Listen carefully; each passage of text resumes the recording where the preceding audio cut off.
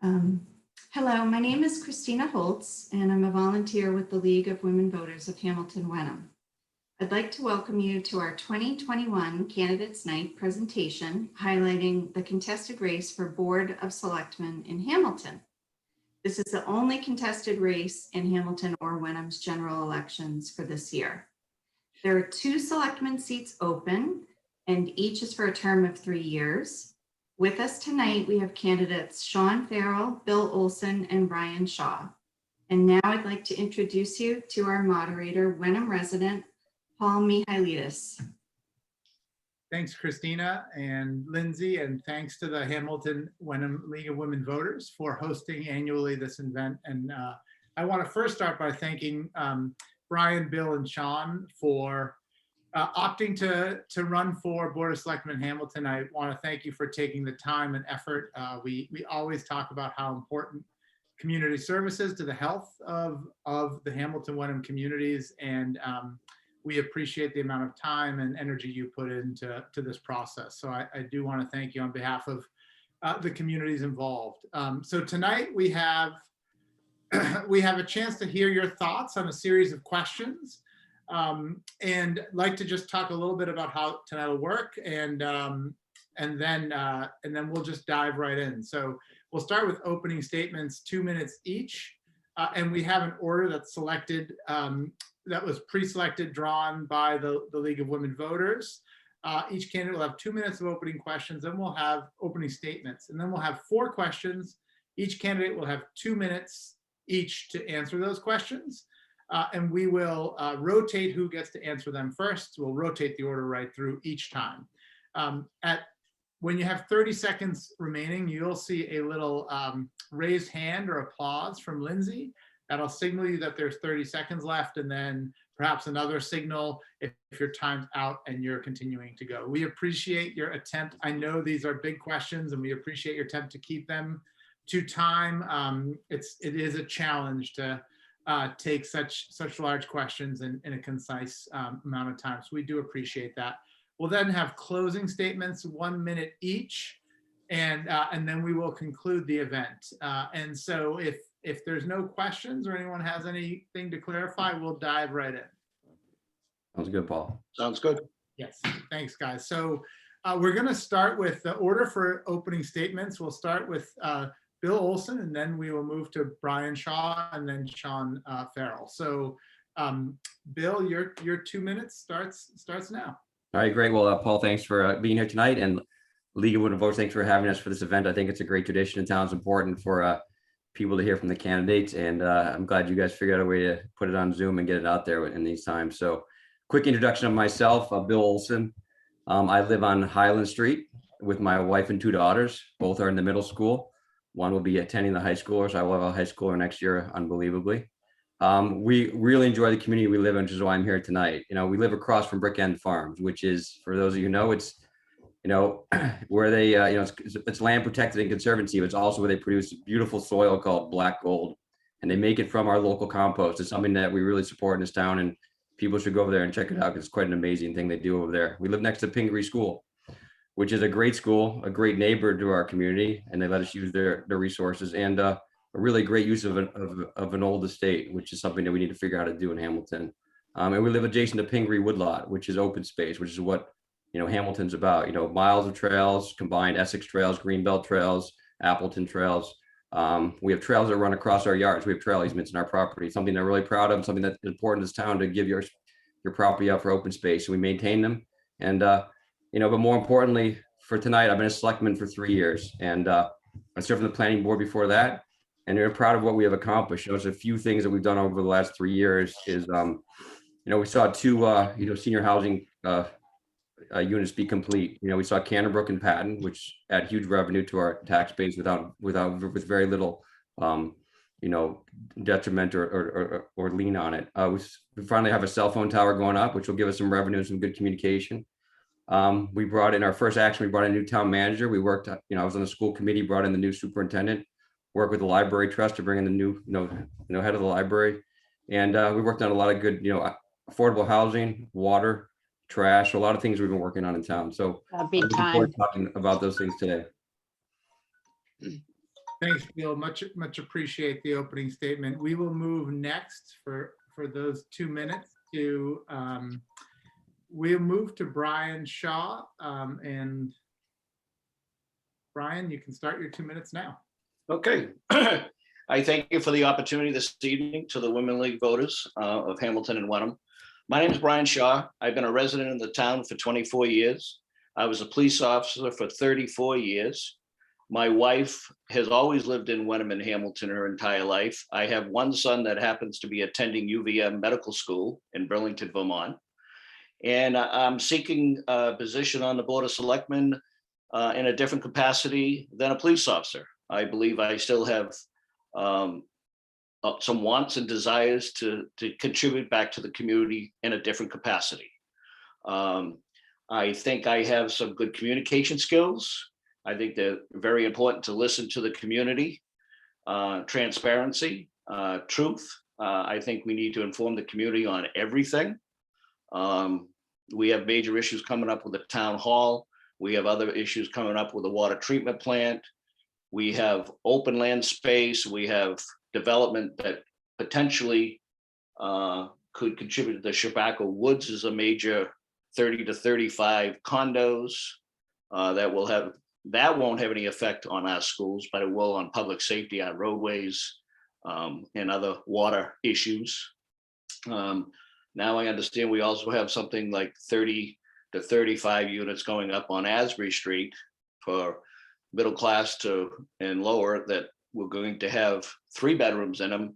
And that's going to have a huge influence again on our water issues, public safety, policing, fire, and everything like that.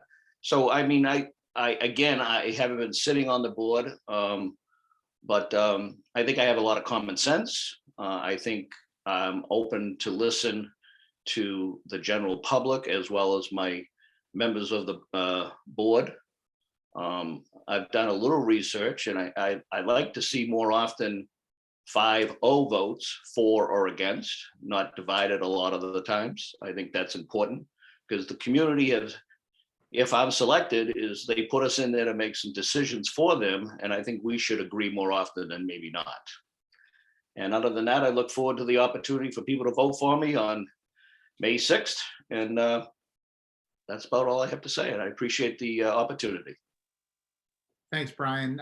Thanks for sharing those notes. And last opening statement will be Sean Farrell. Sean, floor is yours. Thank you, Paul. So hello.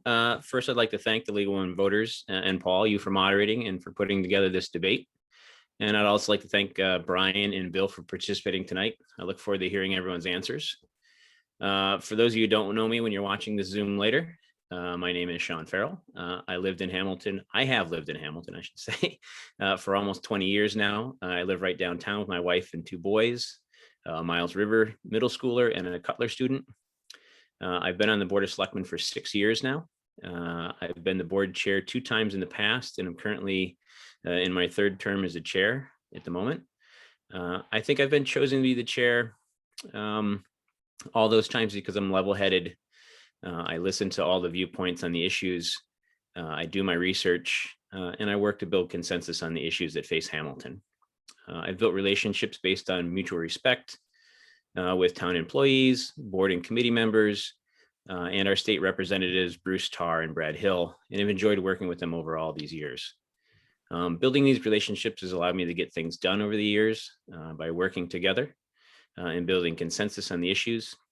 Some examples of these things are rebuilding the Veterans Memorial Pool, the energy aggregation program that saved residents money on their electric bills, establishing a rain barrel program for residents to conserve water and to save money on their water bills, negotiating a cell phone tower agreement for judgment so the town can have better cell service, really just a public safety issue, and get revenue from the lease of the tower. We've also worked on improvements to our water treatment plant, and I worked on getting a grant from the state to enact new financial policies. I've recently been working to start an umbrella group of board chairs to talk about the issues we face in Hamilton, and we're all working to end the siloing of information so we can talk more fluidly between the groups. I've worked on improving town communication to its residents through our website, newsletters, and social media. I've worked to help establish a solar array at the landfill, which hopefully will be online soon. I've also been part of the MOA in establishing our school resource officer for the school district. I've also worked to finish our open space and recreation plan, worked to help establish a capital committee to look to future town capital needs, and helped establish the Human Rights Committee just recently, and worked with town meeting to get a master plan funded for Hamilton's next 20 years. So been working on a lot over the last 6 years and hope to continue the work on some of the projects that are still kind of ongoing, and work with community involvement in board and committees. Right now, just kind of on my soapbox, we have a lot of openings for boards and committees, and community involvement is what we really thrive on and need. It's difficult to get all your goals accomplished without help from other people and other ideas. So looking to find those new and inventive ways to handle what Hamilton faces, what we really need. I think this new master plan and involvement with the citizens and our boards and committees will really help steer Hamilton for the next 20 years. Thank you. Thanks, Sean. Much appreciate all the opening statements, and also very prompt and within the time limits. That's impressive. So we're going to move to questions now, and the questions will also have 2-minute time limits, and the same process will work that Lindsay will alert folks when there's 30 seconds left.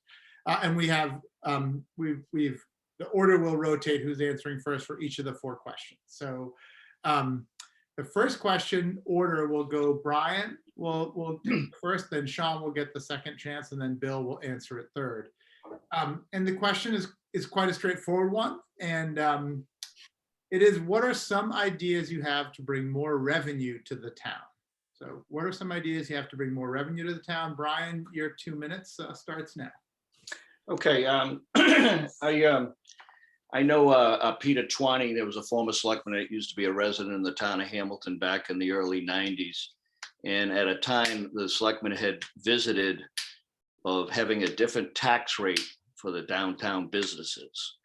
We're one of the only communities still that the business tax rate is the same as a homeowner's tax. So I understand that during the COVID-19, that may be an issue to some of the businesses, because the restaurant business was definitely affected by COVID-19. But I would think we could implement something at a slow, gradual rate to help. I think the businesses should have a different tax rate, whether it starts at 1% or 2% or whatever, but that's something we could discuss.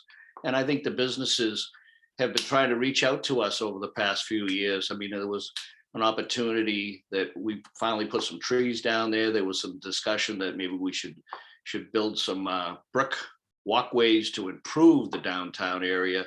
And I think we've done a pretty good job with the Hamilton Plaza. I think with the community package store, Talbot's, the Black Cow, and other businesses that have come downtown. But I think it's different from what it was in the 50s and 60s. There were more of the Ma and Pa shops. And I think a lot of these businesses now are corporate. I mean, we got Cumberland Farms, we have Crosby's, we have CVS, Talbot's, and a few other businesses that I don't think it's unreasonable to discuss and talk about potentially having a different tax rate for businesses in the community. The other thing is, I understand the schools are coming out. I think the schools have talked about a project coming up in the future, maybe eliminating one of the elementary schools. And I know there was some talk back some time ago with my brother-in-law, Bill Wilson, that the Winthrop School, there's a lot of land there. There's a lot of business opportunities there, I'm not saying we need to close the school, maybe we do. There was discussion years ago that when we renovated the Winthrop School and the Cutler School, we're going to close the Buca School. That never happened. But I think those are issues that we can talk about, and there's property that would be somewhat downtown that maybe generate revenue. The other thing is the Patton's estate. I understand recently that there's been a gentleman, and I'm not sure who he is, but he's been renovating some of the facility down there because he's going to be renting it. And I think that's good to bring in some revenue. That would help, and bring new business into town. So other than that, that's a couple things that I have. I think the tax rate in the businesses would be a bad way to go. Great. Thanks, Brian. Much appreciated. Sean, you're next at this question. And the question again is, what are some ideas you have to bring more revenue to the town?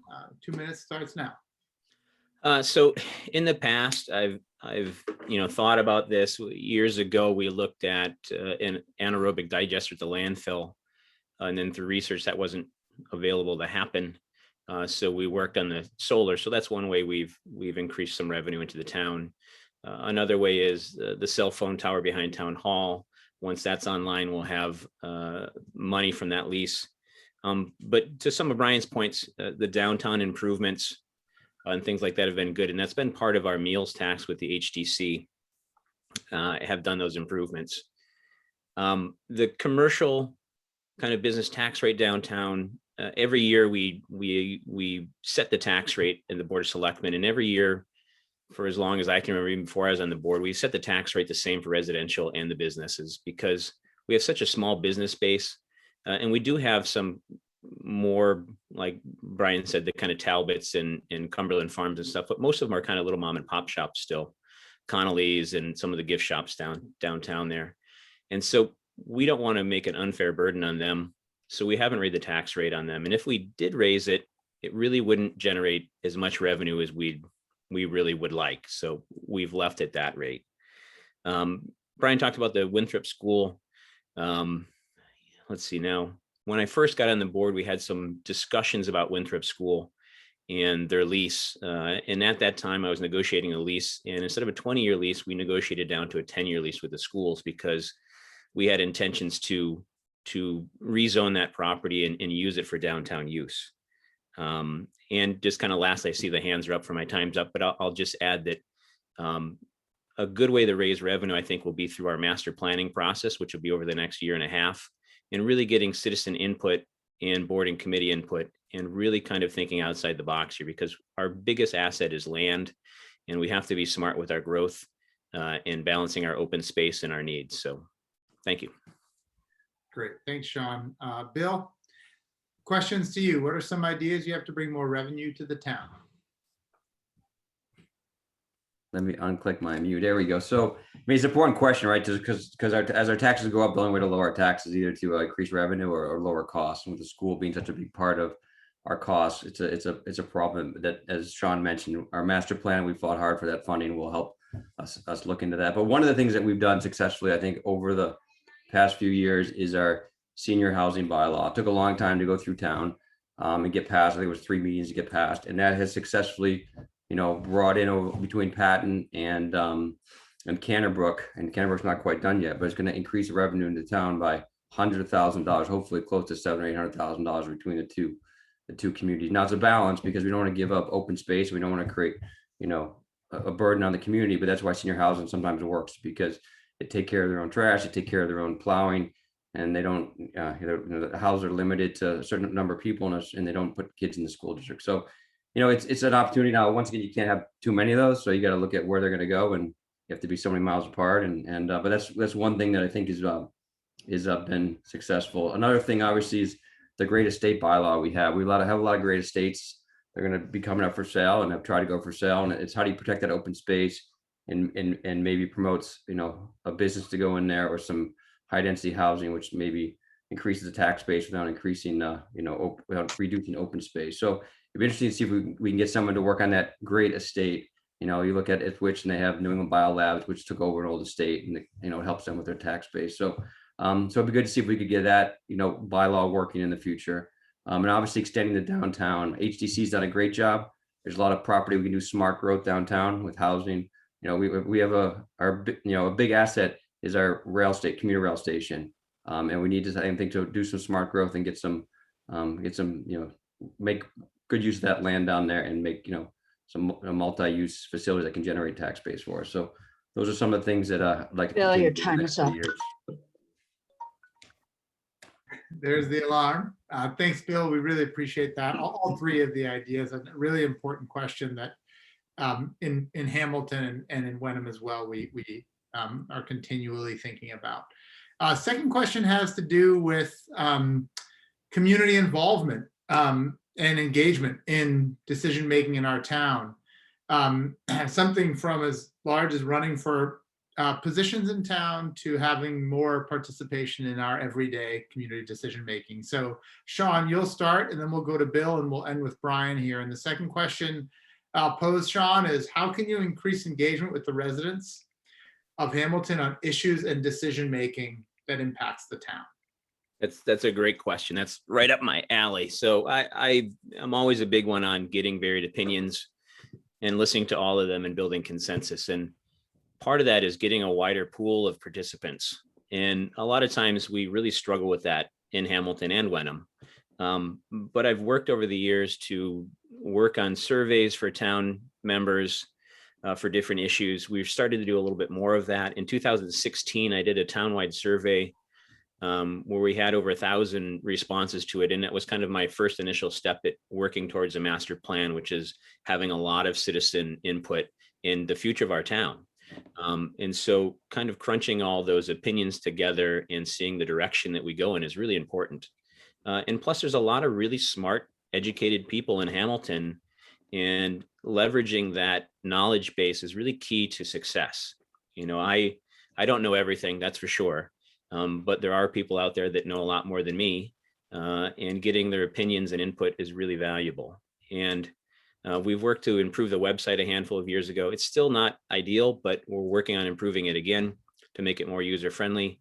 We've done a lot more with COVID. We've done a lot more code red calls to inform our citizens of what's going on in town with vaccine clinics and the like. We've improved our newsletter just recently. I've been working over the last maybe 2 or 3 months with a communications group that I've put together from some past selectmen, current board and committee members, and some citizens on what we can do better to inform the citizenry of what's going on with town. So we've improved the newsletter.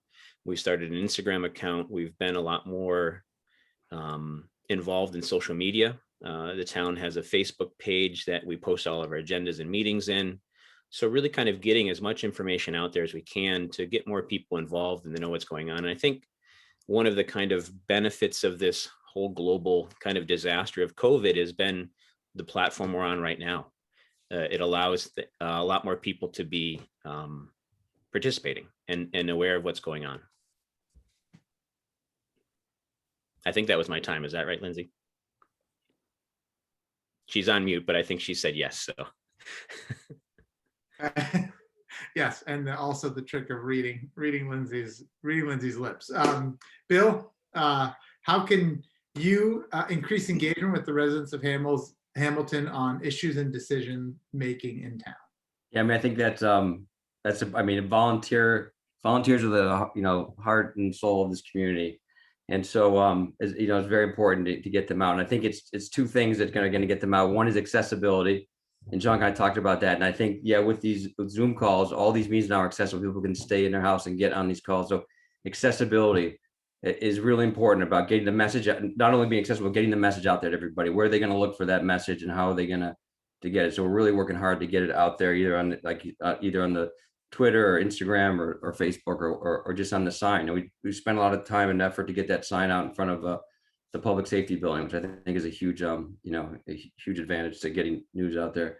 So one is obviously accessibility. The other one is interest. We had a school budget vote at the town meeting during COVID, and we got over 500 people. So it shows you that, people are going to come out with their interests. We got to come up with interesting issues that really affect everybody in the community. They want to come out and speak, because we like that. We like the long meetings, and we like the debate, and it's important. So we got to get the interest and accessibility. And we've talked about doing a volunteer of the year. I think it's important that maybe town meetings we've talked about that in our second meeting of sort of recognizing somebody as sort of a volunteer of the year to sort of show people it's important, and maybe people strive for it in a tradition and people want to do it. So we do not want to see the same people at every meeting. We like diversity. We like to reach out. It's up to all of us to really reach out to our friends, our neighbors, our family, and get them involved and make it accessible and make it interesting. So, and I think the last thing we've done is the students. We've gotten students involved. Some of our boards and committees, we've had a place in the committee for a student to get involved. So start at the bottom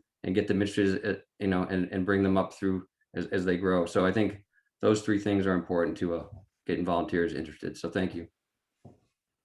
Thanks, Bill. And it is interesting to think about the affordance of the platforms like this. In my time here, there's been, I think, probably more increased presence through this platform, for better or for worse, in some of the local meetings. So, Brian, the question's over to you. How can you increase engagement with the residents of Hamilton on issues and decision-making in town?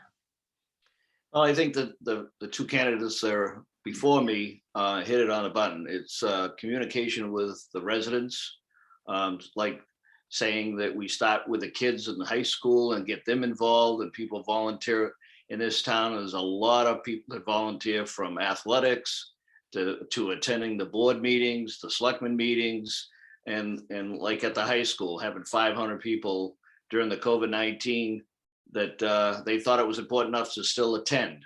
And I think that's huge. The public safety digital readout, I think that's a great communication skill. And I know we have the robo calls that come out of dispatch consistently. Our town manager does a lot of things, to every resident, and the message is out there. And I think, again, going back to is getting different people in front of the Board of Selectmen and listening to everybody, I think is a huge part of giving back to the community and listening to their wants and their needs and understanding where they're coming from. And I think that helps us make better decisions as a group as well. That's about. Thanks, Brian. I appreciate that. It's a really, really important topic. So third question, we're going to shift gears to a little bit more of a specific issue happening in town.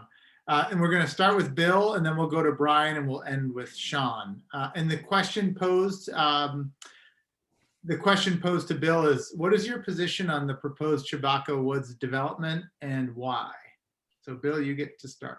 All right, good. You had to start with me on this one. All right. So, big question in town. There's a lot of discussion going on with it. As a planning board member for years, I was involved with the other senior housing that I've already talked about. So, the interesting thing about this, just to set the stage, is a special permit. Special permit goes in front of the planning board. So the planning board is the other elected body in town that will vote on this. So as a selectman, we can talk about it, but unfortunately, it's not going to come in front of us for debate or to vote on. It's merely the planning board. But we're very interested as citizens in to make sure the most important thing that everyone's got to be heard. We have the roundtable discussion and rigorous debate, rigorous discussion, rigorous compromise, because the only way these things can get done, if they do get done successfully, is with compromise. We've seen it happen before. So it takes a long time to happen. So, we got to listen to the neighbors, the abutters, the community, open space organizations, naturalists, property owners, and of course, the potential developers and the planning board.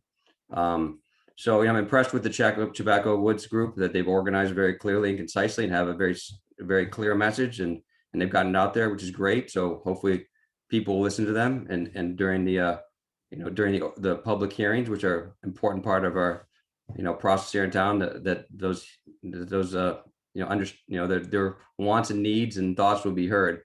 The idea of the senior housing was to sort of maintain open space by cluster housing.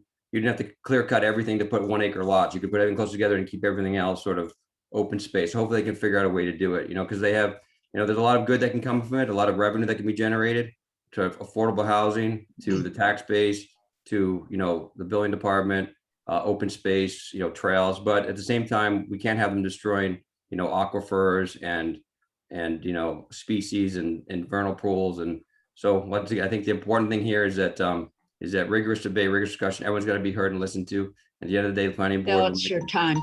Thank you. Thanks, Bill. Much appreciated. Next, Brian, you get to answer the question. What is your position on the proposed Chewbacca Woods development, and why? Well, like Bill said, it's a process that the Board of Selectmen really don't get involved immediately. I mean, there's a process in building permits and stuff, but talking to some of the abutters in that area, and the Meadowbrook Farm owner currently, and my understanding there's 66 acres in question up there. There's going to be between 30 and 36 condo luxury, no, I'm sorry, 55 and older, 30 to 36 buildings. My concern is I've read, we've got wetlands up there. We got, I understand that the contractor has going to petition, there's going to be some blasting up in that area as well. When you have blasting going on, you don't know what that affects the water table, on all those issues. Again, you're adding potentially a problem that it's unknown. And like Bill said, it's a process that the zoning board and everybody, I'm sure, is on got the right questions on the table, and I'm sure they get some assistance from the state. But again, open land is very important. There's the building in town, we have to look at everything, and I'm for slowing it down a little bit, because we don't want to lose that comfort of what the town of Hamilton has. Some open land around every development and everything like that, because we got concerns that the seminary is looking to sell some property between Bridge Street and Miles River. So that's another construction project coming in. So overall, I think, like he said, the planning board, the zoning board, and all those people will address this with the contractor. And contractor is Larry Smith, is that correct? From Cannabrook Farm, I think, the original owner there from New York, I think. So, I mean. Brian, your time's up. Okay, thank you. Brian, thanks very much. Sean, you get the last stab at this question. What's your position on the proposed Chewbacca Woods development and why? So I'll try not to be redundant, but I'm sure I will. As Bill said earlier, it's a planning board and conservation committee. They'll be the ones kind of speaking to the senior development. And there's going to be a process of public hearings, notifications of butters coming to talk, the planning board having some back and forth with all the different kind of plans. It's a little soon to kind of give a general opinion about it, whether I'm for or against it, because we don't have any formal plans in front of us yet. It'd be like asking me to kind of decide a verdict on a court case that hasn't gone to court yet. So I'm going to reserve my kind of judgment on it until we see a formal plan in front of the planning board. But with that being said, I still do have concerns about the development. You know, I'm in the Chewbacca Woods all the time with my family and my dog going for a walk. I really appreciate that area in the open space. You know, I hope that we can, with this development in the developer, since it is a private sale and development, that we can work with them through the special permitting process to get a good compromise on what the developer can live with and what we can live with. You know, they could just give us an A&R approval not required and zone it differently instead of going for a special use permit, and just put a bunch of houses out there where they would just go to the planning board and it would be approved. So I think the special permit gives us a lot more say in the matter. So I'm looking forward to kind of those public hearings and having input into it as a citizen, just not as a Board of Selectmen member, because it's kind of out of our bailiwick. So I look forward to kind of seeing the next steps in the process and seeing where it goes, and crossing my fingers that we get a good compromise out of it, and we get a nice smaller development that preserves all the resources and the character of the town of Hamilton. Mm-hmm. Mm-hmm. Thanks, Sean. Much appreciated. So we are on to our final question before closing statements. And in this one, Brian, you'll get to take the lead, and then Sean and Bill. The last question we have is a little bit open and forward-looking for each of you to answer. And the question is, what do you think are the biggest issues facing Hamilton in the next 2 to 3 years? So looking at the term for the Board of Selectmen, what do you think the biggest issues are facing the town of Hamilton? So Brian, you get the first shot at this one. Well, my understanding that we at the water treatment plant, the Water Enterprise Fund, there's some issues that are coming up. I understand the Capital Expense Committee has been looking at potentially up to $20 million in the next 1 to 3 years for projects, schools, the water treatment plant, the town hall expense, and I'm sure there's a few other things in there. But I think foremost is The water issue I have concerns about. I think we definitely need to address that, because without water, then all this development that's going to be going on, we got to have sources of water for these people. And it's going to put a strain on everything. We've done a lot of upgrading in the last 5 to 10 years, downtown plumbing, piping, water services to residents. We still need to work on that. I understand this, we got a lot done in the last 5 years, but there's a lot more yet to go. I think that's our biggest issue. And I think I'm a little bit leery a little bit on the town hall again. The taxpayers that had already voted no. I have concerns if it goes down again, do we have option B? I hope that's not going to happen, but it could. So I think those are the things that we need to think about, because those are big expenses. And then the schools coming back potentially, like Bill has said before, I mean, that's a big expense to the taxpayers in this town. And they're talking about, they need to add and build. And so water is number one to me. I think that's very important, because without water, we're in trouble. Time's up. Thanks, Brian. Thanks, Brian. Much appreciated. So, Sean, you get the question next, and it's, what do you think are the biggest issues facing Hamilton in the next 2 to 3 years? I think we've got kind of a smorgasbord of issues going on in Hamilton that we'll be addressing in the next handful of years here. I think that master plan process over the next year is really going to help us prioritize what our priorities are. Sounds a little silly, but and I think the establishment of the capital committee really helped figure out those projects and the money and kind of a cadence, so that we're not putting them all on the tax roll at once. I think housing is an issue in Hamilton, a diversified housing stock. I'm not just talking affordable housing, but having houses that are entry level to upper class level, and getting that kind of varied housing stock will help our kind of tax base. Also, our budget with the school district and the towns has been an issue. This year has been a kind of a year that we've really worked hard with the school committee, and it's been nice to have this communication between the school committee and us and working on a budget, so we didn't have an override in Hamilton. I think looking to the future with our master plan, as I said before, water, as Brian mentioned, we're looking to do a pre-treatment on our plant and looking to possibly look at sources in the greater coastal basin, and also instead of the Ipswich River, which we are now, and then also looking at Beverly and Salem as a partner in some water sources. And that's kind of an ongoing discussion. And then town hall is Brian, and I see my time's up, and I'll end it there. Thank you. Thanks, Sean. Bill, you get the honor of going third here. So what do you think are the biggest issues facing the town of Hamilton in the next 2 to 3 years? I mean, we were asked this question, I think 3 years ago, and I think some of these were similar issues. So, I mean, I think we're consistent. I think it's good to forecast them, and some of them just pop up and you don't even know about them. And one thing that popped up recently was, micro towers that, have all these electric cars and smart cars are gonna have to line Route 1A with these micro towers. And so they came in front of us a year ago with a plan. So, hopefully we don't see that again. Hopefully they figure out another way to do that, and we don't have towers up and down these public roads. But the water is important, and we're working really hard at that. We got 2 town votes recently that have a plan for new filtration and new plant upgrades that Brian talked about.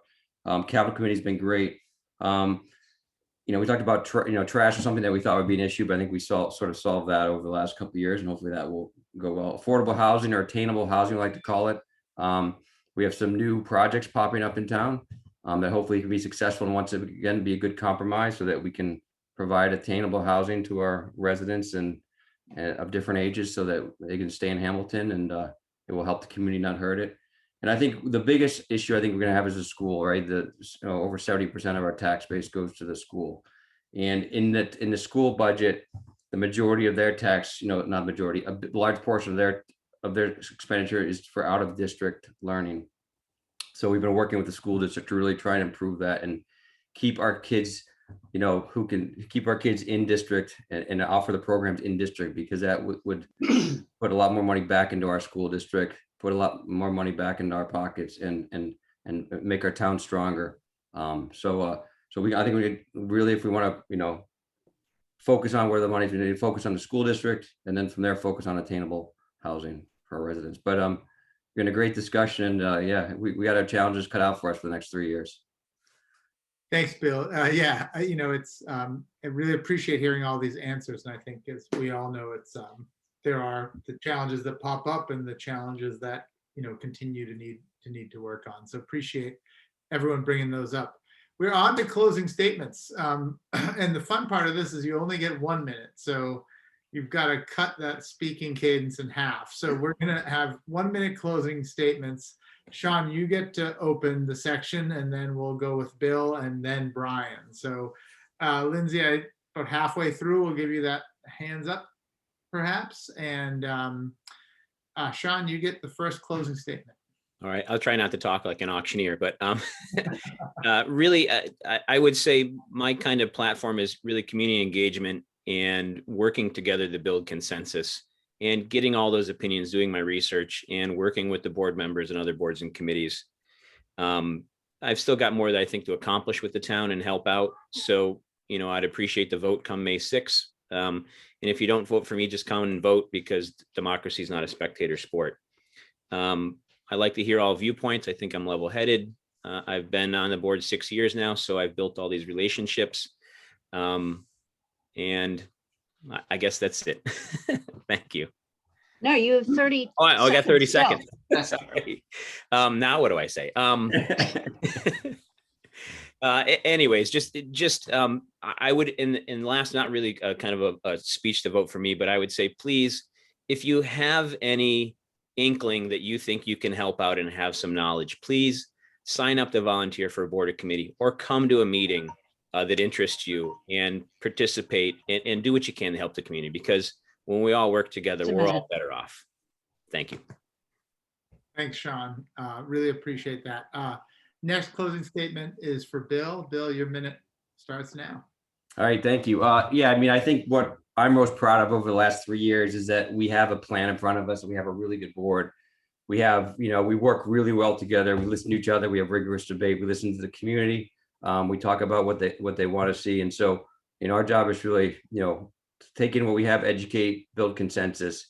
But I think that, keeping this board together for 3 more years is important to this town, as we have consistency and really work towards the master plan we talked about, the water improvements we've been building, our financial policies. We have a very strong financial policy in our town from our hard work.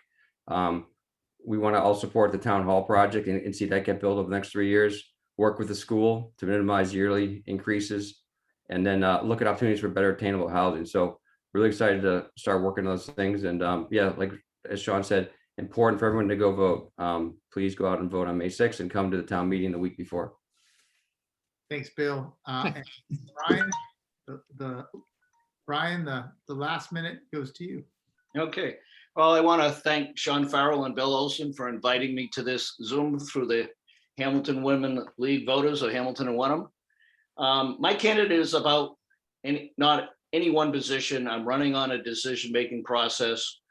One of 2 ways: communication, physical responsibility. They've both said it. I hope I'm one of the 3 that will sit next to one of these gentlemen in the process to continue for the next 3 years. My vote will be for what's best for the Hamilton, and won't allow special interest groups or my own desires to unduly influence the process. I look again for the opportunity to represent the town in a different capacity than a police officer. I think I've done that fairly well in 34 years. And yes, get out and vote on May 6th, and I look forward to your vote. Thank you. Thank you, Brian. And before I turn it back over to Christina, I just want to offer my thanks to all 3 of you for being present tonight. I think really fantastic job. Everyone was very direct, and I think it's great to get to hear your views. Also want to ask everyone to please vote as the candidates did. You've got really strong set of candidates.